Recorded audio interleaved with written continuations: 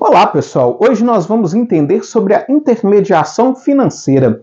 De um lado, eu tenho os agentes superavitários, ou seja, aqueles que têm disponibilidade de recursos, os poupadores. Do outro lado, eu tenho os agentes deficitários, aqueles que necessitam dos recursos, os tomadores. Em um sistema pequeno, em uma sociedade pequena, talvez isso poderia acontecer de forma direta, ou seja, aquela pessoa que tem disponibilidade de recurso poderia emprestar para aquele que está precisando dos recursos. Mas isso se torna extremamente complicado num sistema complexo e principalmente acaba trazendo muitos riscos. Por isso, entre o agente superavitário e o agente deficitário, nós temos o intermediador financeiro, que é aquele órgão responsável por fazer a intermediação de recursos entre quem tem a disponibilidade e aquele que precisa dos recursos naquele momento.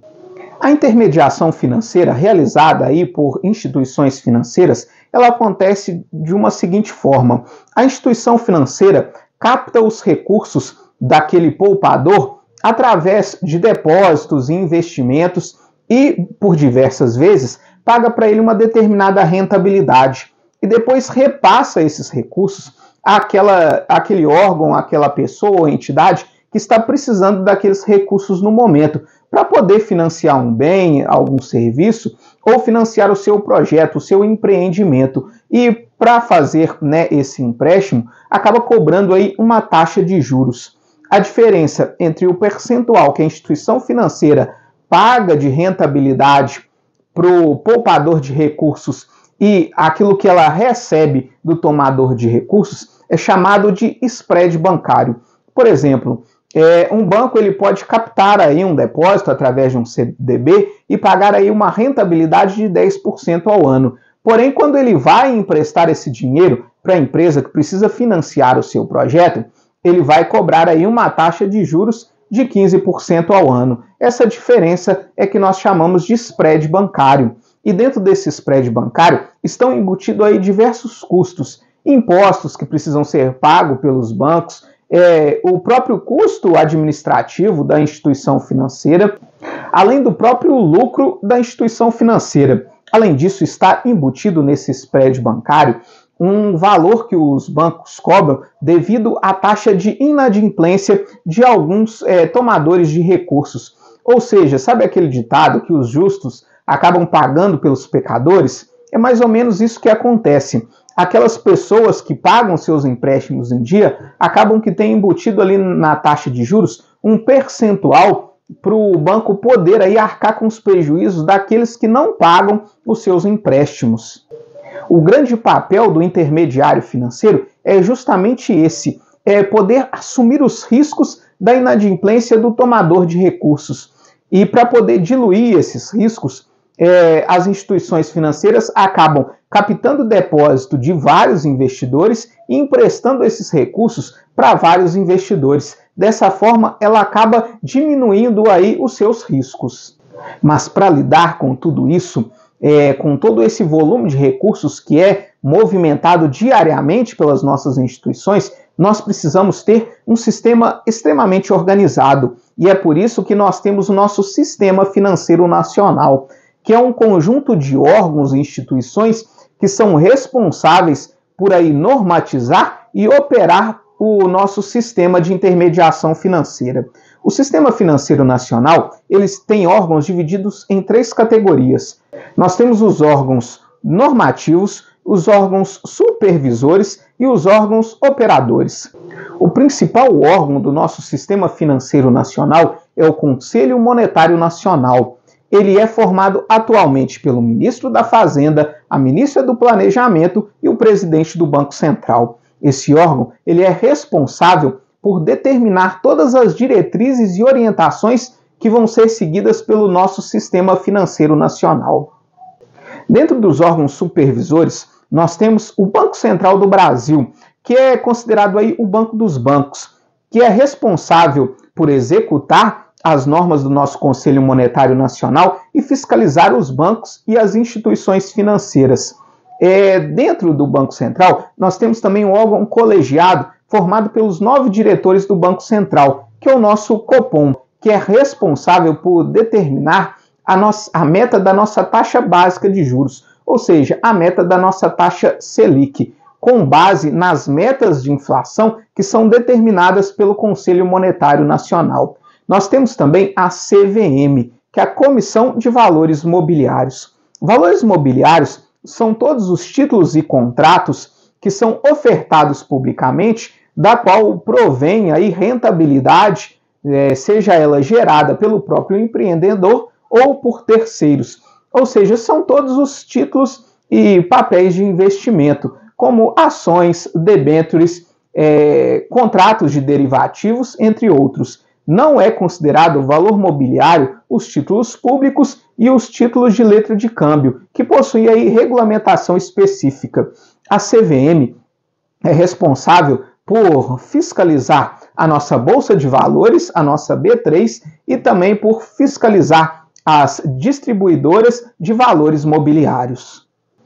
O Banco Central e a CVM, elas são órgãos supervisores do nosso sistema financeiro nacional. E logo abaixo deles nós temos os operadores, que são os bancos, as financeiras, as instituições de crédito. Temos também a Bolsa de Valores e as corretoras e distribuidoras de títulos e valores mobiliários, que são responsáveis aí por atuar diretamente com os clientes, sejam eles pessoas físicas ou jurídicas.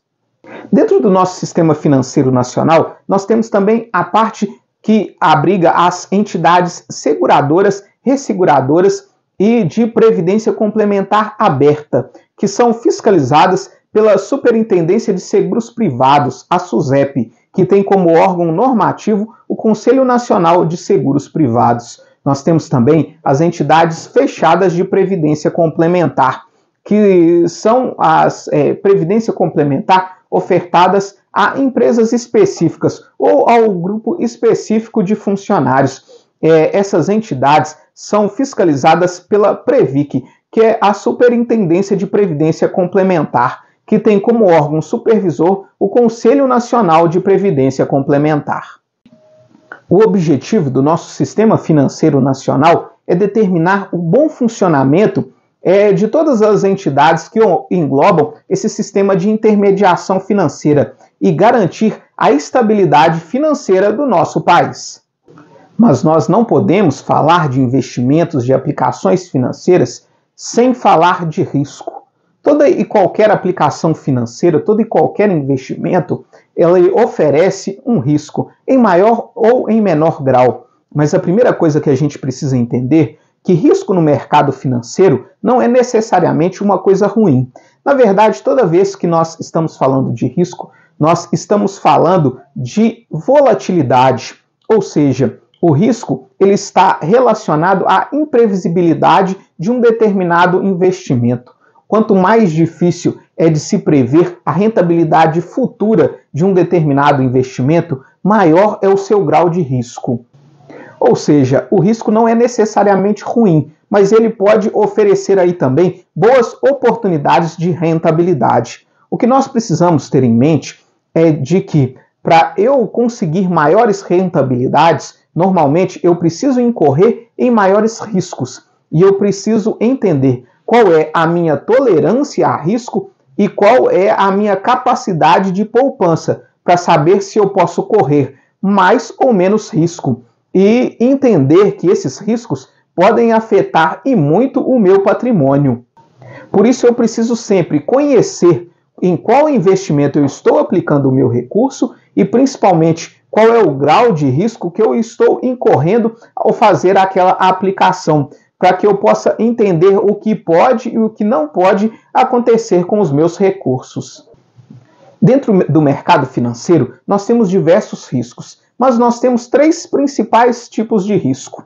O primeiro deles é o risco de mercado, que é o risco de como o mercado e as suas flutuações afetam os meus investimentos. Ou seja, é como alguns índices de mercado, como taxa de juros, índices de inflação ou previsão de inflação futura, vão afetar os meus investimentos.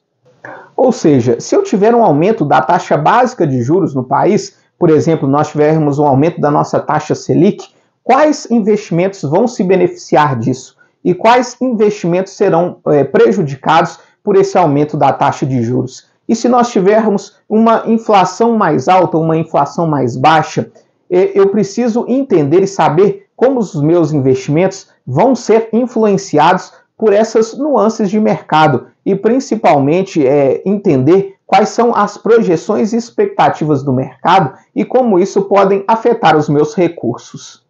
Nós temos também o risco de crédito, que é o risco da outra parte não me pagar o valor que foi investido acrescido dos juros que foram combinados. É um risco presente na renda fixa, ou seja, quando eu compro um título de renda fixa, eu contrato ali que no vencimento daquele título eu vou receber o valor que foi investido acrescido dos juros que foram combinados. Mas se por acaso, por exemplo, eu investir numa debênture de uma empresa ou essa empresa vier a quebrar, eu posso não receber esses recursos. Ou se eu aplicar em um CDB de uma instituição financeira que no meio desse caminho aí venha a falência, eu posso não receber esses recursos. Então, eu preciso estar atento à solidez da instituição a qual eu estou aportando os meus recursos e, principalmente, qual é o prazo do meu investimento. Investimentos de muito longo prazo podem estar sujeitos aí a um risco de crédito maior, pois as condições de mercado podem mudar ao longo do tempo e acabar afetando a saúde econômica daquela instituição na qual eu estou aportando os meus recursos.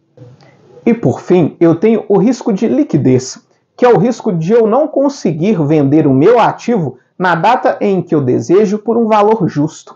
É um risco muito presente, principalmente em imóveis e bens de grande valor. Eu não consigo vender uma casa muito rápido, caso eu precise de recursos, ou também em fundos fechados, que eu tenho um prazo ali para resgate. E muitas vezes, caso eu tenha aí uma necessidade imediata de recursos, eu vou precisar vender esse meu ativo por um valor abaixo de mercado para que eu possa vendê-lo de maneira mais rápida. Por isso, o risco de liquidez, nós precisamos ficar muito atentos a qual tipo de recurso eu estou investindo. Se for um recurso que eu precise em um prazo mais curto, ou que eu possa vir a precisar de maneira muito urgente, eu devo escolher ativos de maior liquidez, que são vendidos mais fácil no mercado.